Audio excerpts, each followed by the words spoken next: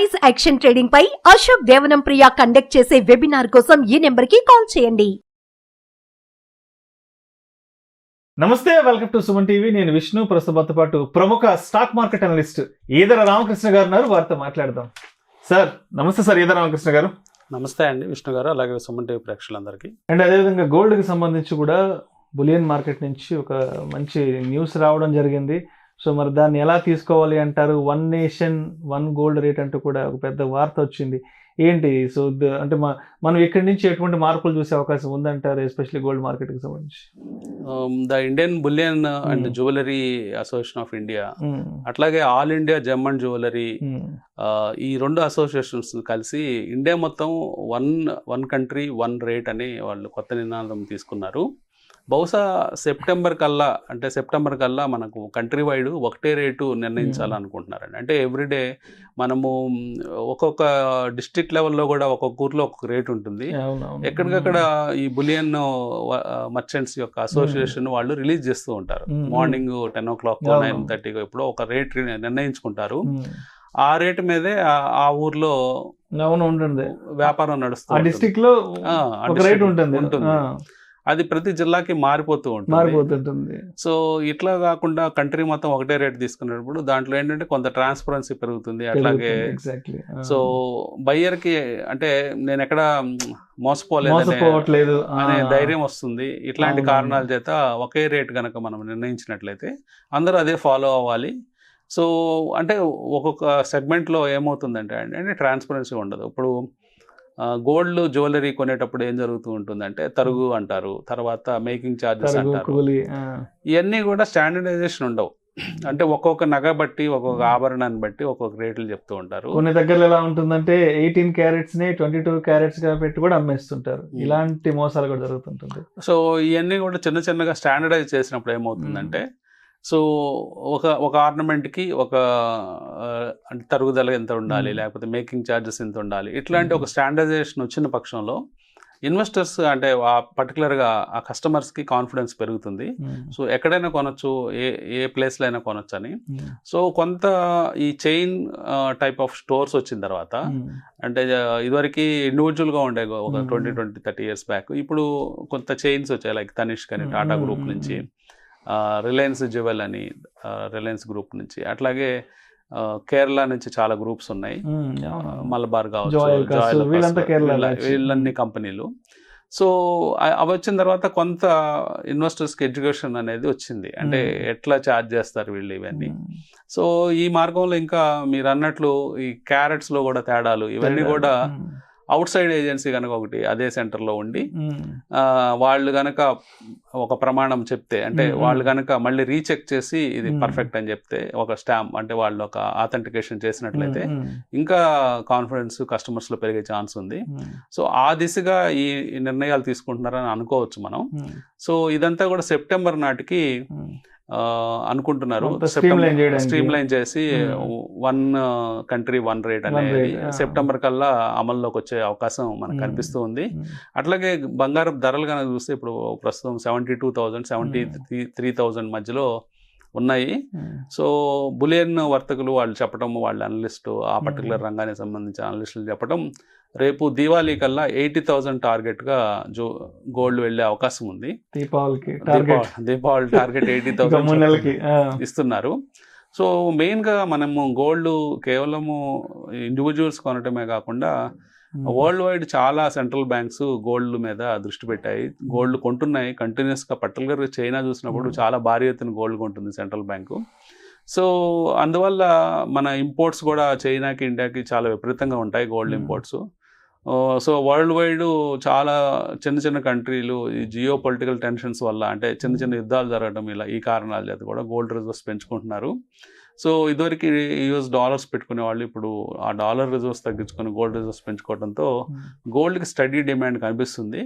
So వాళ్ళు చెప్పినట్లు 80,000 దీవాళీ లేదా డిసెంబర్ కల్లా, జనవరి 1st కల్లా మనం ఎక్స్పెక్ట్ చేయొచ్చు. అండ్ అదేవిధంగా సెబీ నుంచి కూడా ఒక కొత్త ప్రతిపాదన రావడం జరిగింది, ఒక కొత్త డెవలప్మెంట్ కూడా. దానికి సంబంధించి కూడా సెబీ ఫ్రేమ్వర్క్ చేస్తుంది. ఒక కొత్త అసెట్ క్లాస్ని రూపొందించే ప్రక్రియలో ఉన్నామంటూ కూడా సెబీ ఒక అనౌన్స్మెంట్ ఇవ్వడం జరిగింది. కొత్త అసెట్ క్లాస్ ఏంటి, ఇది ఎంతవరకు వర్కౌట్ అవుతుంది అంటారు? అంటే మెయిన్గా ఇప్పుడు ప్రస్తుతము అసెట్ క్లాసెస్లో ఇన్వెస్టర్స్కి అవైలబుల్ ఉన్న అసెట్ క్లాసెస్లో వాళ్ళు ఓన్గా ఇన్వెస్ట్ చేసుకోవటం, అంటే డిఫరెంట్ అసెట్ క్లాసెస్లో ఇన్వెస్ట్ చేసుకోవటం కాకుండా సెబీ రెగ్యులేట్ చేసే అసెట్ క్లాసెస్లో పర్టికులర్గా మ్యూచువల్ ఫండ్ ఇండస్ట్రీ ఉంది. సో ఇన్వెస్టర్స్కి ఎక్కువ నాలెడ్జ్ లేదు స్టాక్ మార్కెట్ మీద, కానీ స్టాక్ మార్కెట్లో వచ్చే ప్రతిఫలాలు కావాలి అనుకున్నప్పుడు వాళ్ళు మ్యూచువల్ ఫండ్లోకి వెళ్తుంటారు, మ్యూచువల్ ఫండ్లో ఇన్వెస్ట్ చేస్తూ ఉంటారు. అదొక అసెట్ క్లాసు. కొద్దిగా నాలెడ్జబుల్ ఇన్వెస్టర్స్ లేకపోతే wealthy high net worth individuals PMS services తీసుకుంటుంటారు బ్రోకింగ్ సంస్థల దగ్గర, కొన్ని బ్యాంకుల దగ్గర. పిఎంఎస్ అంటే పోర్ట్ఫోలియో మేనేజ్మెంట్ సర్వీసెస్. అంటే దాంట్లో వాళ్ళ తరపున ఇండివిజువల్ వాళ్ళ ఫైనాన్షియల్ గోల్స్, వాళ్ళ డిస్క్రిప్షన్తో షేర్లు కొనటము అమ్మటం చేస్తూ ఉంటారు పిఎంఎస్ సర్వీసుల ద్వారా. ఇప్పుడు మ్యూచువల్ ఫండ్లో ఏంటంటే అది యూనిఫామ్గా ఉంటుంది, అంటే ఒక ఫ్యాక్టరీ ప్రోడక్ట్ లాగా. ఇక్కడ పిఎంఎస్లో ఏంటంటే ఒక కస్టమైజ్డ్ ప్రోడక్ట్ ఉంటుంది. సో బేసిక్గా ఈ రెండు ప్రోడక్ట్స్లో ఉన్నది ఏంటంటే ఈక్విటీ షేర్సే కొంటారు ఎక్కువగా. సో దానికి మించి పెద్ద స్కోప్ ఉండదు.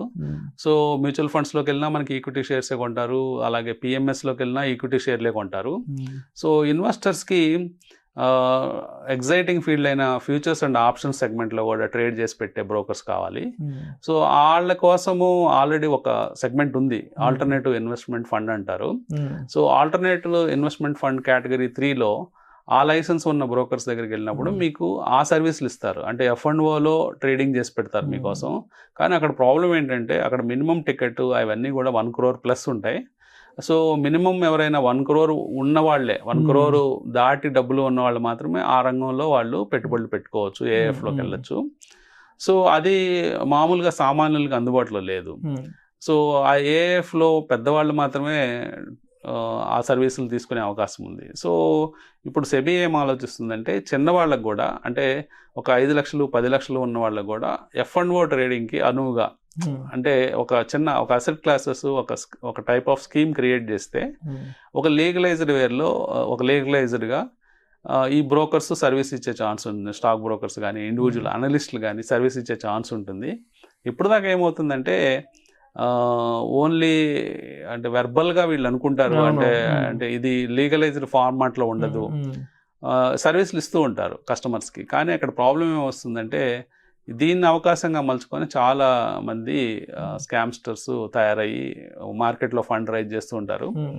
సో ఈ కారణాలు వీళ్ళందరినీ కొంచెము తగ్గించడానికి సెబీ ఏం ఆలోచించిందంటే కొత్తగా ఒక అసెట్ క్లాసు, ఒక కైండ్ ఆఫ్ స్కీమ్ విత్ లో టికెట్ సైజ్ ఒక 10 lakhs 5 lakhs సైజులో ఒకటి కనుక స్టార్ట్ చేస్తే అది చాలామంది రిటైలర్ ఇన్వెస్టర్స్కి అనువుగా ఉంటుందని సెబీ ఆలోచిస్తుంది. దీంట్లో వాటిలో ఎస్ఐపి, మనకి మ్యూచువల్ ఫండ్లో ఉన్న అన్ని సౌలభ్యాలు దీంట్లో కూడా దొరుకుతాయి. లైక్ ఎస్ఐపి కావచ్చు, SWP కావచ్చు, అంటే systematic investment plan, withdraw plan, ఇట్లాంటివన్నీ కూడా మనము చూసుకోవచ్చు, అంటే తీసుకోవచ్చు ఈ ఫీల్డ్లో. సో దానికి సంబంధించిన ఫ్రేమ్వర్క్, దానికి సంబంధించిన వర్క్స్ జరుగుతున్నాయి. తర్వాత సెబీ కూడా రీసెంట్గా ఒక పేపరు తయారు చేసింది, అంటే హెవీ స్పెక్యులేషన్ ఈ ఫ్యూచర్స్ అండ్ ఆప్షన్ సెగ్మెంట్లో జరుగుతూ ఉంది. సో రిటైలర్స్ని కొంత కట్టడి చేయాలి. అంటే ఇప్పుడు ఒకవైపు రిటైలర్స్కి, చిన్న ప్లేయర్స్కి ఒక అవకాశం కల్పిస్తూనే వాళ్ళు చేతులు కాల్చుకోకుండా వాళ్ళని కొంచెం కట్టడి చేద్దామని కొన్ని నిర్ణయాలు తీసుకోవాలని సెబీ అనుకుంది. వాటిలో ముఖ్య నిర్ణయం లాట్ సైజు పెంచడం. ప్రస్తుతం లాట్ సైజు 5 లక్షలు ఉంటుంది మినిమం లాట్ సైజు, దాన్ని 20 నుంచి 25 లక్షలకు పెంచాలని సెబీ నిర్ణయం తీసుకుంది. అలాగే ఈ వీక్లీ సెటిల్మెంట్స్ ఎవ్రీడే ఉన్నాయి. సో మనకి మండే తీసుకున్నట్లయితే మిడ్ క్యాప్ నిఫ్టీ, అట్లాగే బ్యాంక్ ఎక్స్, తర్వాత ట్యూస్డే తీసుకుంటే Fin Nifty, so Wednesday bank Nifty, అలాగే థర్స్డే మేజర్ ఇండెక్స్ అయిన నిఫ్టీ, ఫ్రైడే వచ్చేటప్పటికి సెన్సెక్స్. ఇట్లా ప్రతిరోజు ఒక ఎక్స్పైరీ ట్రేడ్ అనేది చేసుకోవడానికి అవకాశం కల్పించారు సెబీ రీసెంట్ టైమ్స్లో. ఒక 6 నెలల్లో మనం ఇవన్నీ చూసాము. అది జరిగిన తర్వాత స్పెక్యులేషన్ ఇంకా విపరీతంగా పెరిగిపోయింది స్టాక్ మార్కెట్లో. సో ఎవ్రీడే ఎక్స్పైరీ అయ్యేటప్పటికి ఆ రోజు లాటరీ టికెట్లు కొనుక్కున్నట్లు ఆప్షన్స్ కొనుక్కొని చాలా మంది చేతులు కాల్చుకోవడం మనం చూస్తున్నాము. సో ఏంటంటే ఈజీగా ఒక ₹10 ఆప్షన్ కొనుక్కుంటే అది 100 అవుతుంది, 200 అవుతుంది అనే ఆశతో లక్షలు లాటరీ టికెట్లు కొన్నట్లు ఆప్షన్ ట్రేడింగ్లు చేస్తున్నారు. సో ఆప్షన్స్ ఎందుకు క్రియేట్ చేశారో ఆ హెడ్జింగ్ మెకానిజమ్స్ అవన్నీ పక్కన పెట్టేసి కేవలం వాళ్ళు ఒక ఆశతో ట్రేడింగ్ చేయడం ఇవన్నీ జరుగుతుంది. దానివల్ల హెవీ స్పెక్యులేషన్ అనేది మార్కెట్లో క్రియేట్ అయింది. సో ఎక్కువ మంది ఈ ఫీల్డ్లోకి వచ్చేయటము, అంటే నాలెడ్జ్ ఉన్నవాళ్ళు లేని వాళ్ళు జస్ట్ ఏంటంటే ఈరోజు మనకి మొబైల్ ఫోన్స్లో కూడా చిన్న యాప్లో కూడా క్లిక్ బటన్ కొడితే డబ్బులు వెళ్ళిపోవడం, ఈ ఆప్షన్ కొనేయటం, సాయంత్రం కల్లా డబ్బులన్నీ పోవడం, ఇవన్నీ కూడా సెబీ చూస్తూ ఉంది. సో ఇక్కడ కొంత కట్టడి చేసి వీళ్ళందరినీ సేవ్ చేద్దామనే ఉద్దేశంతో ఆప్షన్ లాట్ సైజ్ పెంచడం, అంటే ఫ్యూచర్స్ అండ్ ఆప్షన్స్లో లాట్ సైజ్ని 5 లక్షల నుంచి 25 లక్షలు చేయటం. ఇంకో నిర్ణయం ఏం తీసుకుందాం అనుకుంటుందంటే ఒక ఎక్స్చేంజ్కి వీక్లీ ఎక్స్పైరీ ఒకటే ఉండాలి అని. అంటే ఇప్పుడు మేజర్ ఎక్స్చేంజెస్ 2 ఉన్నాయి ఇండియాలో, ఎన్ఎస్సి, బిఎస్సి. అంటే ఇప్పుడున్న 5-6 ఎక్స్పైరీల కంటే కేవలం ఎన్ఎస్సికి ఒక ఎక్స్పైరీ, బిఎస్సికి ఒక ఎక్స్పైరీ ఇద్దాం వీక్లీ, మిగతా ఇన్స్ట్రుమెంట్స్ని కొంచెం ఆపుదామని ఒక 17 మెంబర్ కమిటీకి ఈ రిపోర్ట్ ఇవ్వడం జరిగింది. వాళ్ళు తీసుకున్న నిర్ణయాన్ని బట్టి, అట్లాగే బ్రోకర్స్ నుంచి వచ్చే రెస్పాన్స్ని బట్టి ఆ నిర్ణయాలు అమలవుతాయా లేదనేది కొంతకాలం మనం వెయిట్ చేసి చూడాల్సిన అవసరం ఉంది. అండ్ అదేవిధంగా క్రిప్టో కరెన్సీకి సంబంధించి కూడా చాలా రోజుల తర్వాత నేను ఒక న్యూస్ చూడడం జరిగింది. వజీరక్స్కి సంబంధించి ఏదో ఒక స్టోలైన్ ఏదో జరిగిందంటూ కూడా న్యూస్ వచ్చింది. ఏంటి మళ్ళీ క్రిప్టో న్యూస్లు మళ్ళీ కొంచెం గుప్పమంటున్నాయి ఇప్పుడు? క్రిప్టో కరెన్సీ మీద లాస్ట్ ఇయర్ మనకి బడ్జెట్లో ట్యాక్సెస్ ఎప్పుడైతే వేశారో కొంత చిన్నపాటి లీగలైజేషన్ లాగా అనిపించింది ట్రేడర్స్కి. సో కొంతమంది ట్రేడర్స్ క్రిప్టో వైపు వెళ్ళారు. సో ట్రేడింగ్ చేద్దాం, అక్కడ కొంచెము ఈజీగా ఎర్న్ చేయొచ్చు అన్నట్లుగా. ఇక్కడ క్రిప్టోలో అర్థం కాని విషయం ఏంటంటే పైన ఒక రెగ్యులేటర్ ఉండడండి. సో రెగ్యులేటర్ లేకపోవడం వల్ల అక్కడ ఏం జరుగుతుంది, ఎలా జరుగుతుంది అనేది ఎవరికి తెలియదు. అంతా డీసెంట్రలైజ్ ఉంటుంది. అంటే రెగ్యులేటరే ఉండడు. సెంట్రలైజ్డ్ డీసెంట్రలైజ్డ్ పక్కన పెడితే అసలు వాళ్ళని రెగ్యులేట్ చేసే ఒక వ్యక్తి ఉండడు. సో వీళ్ళు అందరూ కూడా ఈ ఎక్స్చేంజెస్ వాళ్ళు కూడా ఎవరెవరితోనో డీల్ చేస్తుంటారు.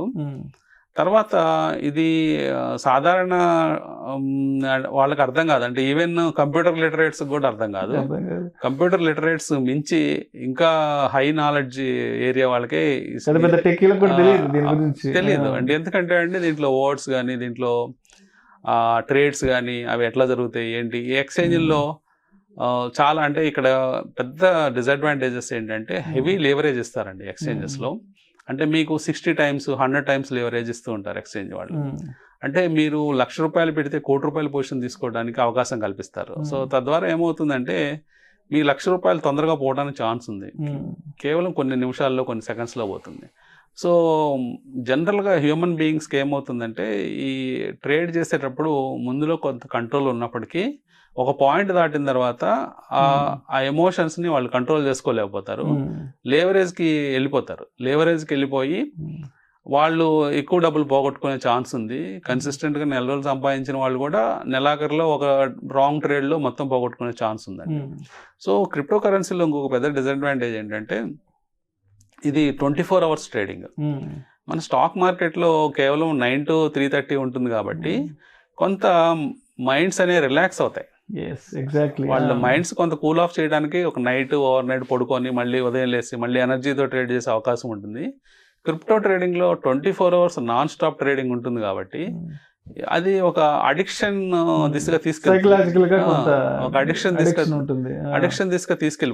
తీసుకెళ్ళిపోవటం వల్ల ట్రేడర్స్ మొదట్లో ఎనర్జెటిక్గా ట్రేడ్ చేసినప్పటికీ కొంతకాలం అయ్యేటప్పటికి వాళ్ళ ఎనర్జీస్ అన్ని కోల్పోయి ఏదో ఒక రాంగ్ డెసిషన్ తీసుకోవటము, కొన్ని చూద్దాంలే అనే కొంత చిన్న నిస్సత్తువ రావడం, ఇట్లాంటి కారణాల చేత ఓవర్ నైట్ అవి బిగ్ మూవ్స్ వస్తూ ఉంటాయి.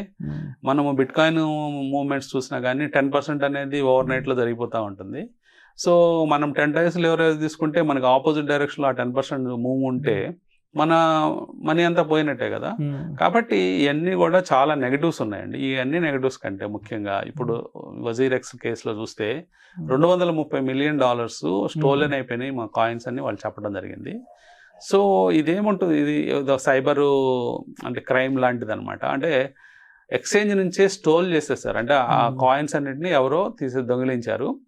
సో అది రూట్ అవన్నీ కనిపెడతారు, అంటే ఇవన్నీ కనిపెట్టి మళ్ళీ ఆ కాయిన్స్ రిట్రీవ్ చేసుకోవడానికి ఒక వీళ్ళకి 3-4 సంవత్సరాలు పడుతుంది.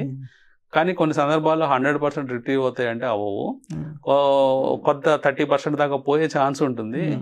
సో ఇన్వెస్టర్స్ ఏం చేస్తారంటే వాళ్ళ మనీస్ని కొన్నిసార్లు ఆపేసి సస్పెన్స్ అకౌంట్లో పెట్టేస్తారు. ఆ సస్పెన్స్ అకౌంట్లో పెట్టిన మనీ మనకు 2-3 సంవత్సరాల తర్వాత కొంతమేర అంటే ఒక 60-70% వస్తుందని చెప్తుంటారు. కానీ అవి తీసుకోవడానికి చాలా కాంప్లికేషన్స్ ఉంటాయి. వాటిల్లో కూడా ఆ ప్రూఫ్ చూపించమని, అప్పుడున్న కీస్ అవన్నీ కొన్నిసార్లు 2-3 ఏళ్ల టైం ల్యాప్స్ అయిపోతే మనం అవన్నీ పోగొట్టుకుంటున్నాం. యూజర్ ఐడీస్, పాస్వర్డ్స్, కీస్, 2-వే ఆథెంటికేషన్స్, ఏదో ఒకటి మిస్ అవుతూ ఉంటాము. సో ఒక పెద్ద ప్రొలాంగ్డ్ ప్రాసెస్ ఇది. సో అందుకని ఇప్పటికీ క్రిప్టో కరెన్సీస్ వాటి జోలికి వెళ్ళొద్దు. ఏదన్నా క్రిప్టో కరెన్సీస్ చేద్దాం అనుకుంటే ఒక లీగలైజ్డ్ ఆథరైజ్డ్ ఎక్స్చేంజెస్ ఏమన్నా పెట్టినప్పటికీ వాటిలో ఎలా ఉంటుందో మనకు తెలియదు. వాళ్ళు ఇచ్చిన డిస్క్లైమర్ చూసుకున్న తర్వాత, అంటే సపోజ్ ఎన్ఎస్సి లాంటి ఎక్స్చేంజ్ ఏమన్నా కనుక భవిష్యత్తులో బిట్ కాయిన్ ఇంట్రడ్యూస్ చేస్తే ఆ డిస్క్లైమర్ చూసుకొని అప్పుడు ఆలోచించవచ్చు క్రిప్టో కరెన్సీ చేయొచ్చా వద్ద అనేది ట్రేడింగ్. అప్పుడు దాకా అయితే అనవసరం ఆ సైడ్కి వెళ్ళటం.